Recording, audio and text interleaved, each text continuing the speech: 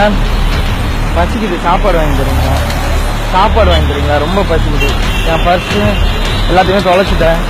பசிக்குது சார், சாப்பாடு வாங்கி சாப்பிட ஏதாவது வாங்கி தாங்க ப்ரோ. நான் பசிக்குதுண்ணா மேடம், பசிக்குதுண்ணா, சாப்பாடு பசிக்குது, சாப்பாடு வாங்கி தரீங்க ப்ரோ. ரொம்ப பசிக்குது ப்ரோ, என் பர்ஸை மிஸ் பண்ணிட்டேன். ஒரு வாட்டர் பாட்டிலாவது வாங்கி கொடுங்க ப்ரோ.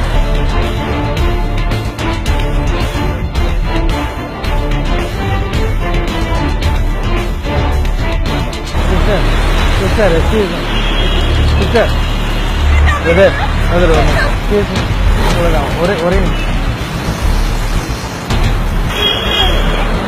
சிஸ்டர்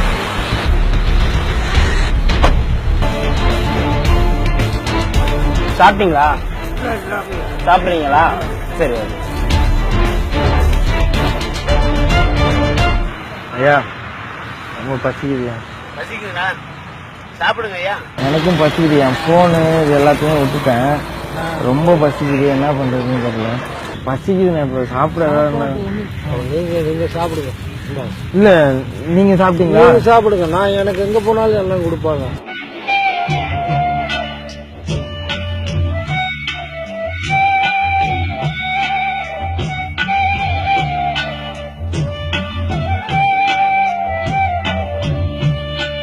இது வேற தலைமாட்டில் தான் இருக்குது. இப்போ உங்களுக்கு கொடுத்தா உங்களுக்கு வயிறார சாப்பிட்டு சந்தோஷம் இருக்கும்.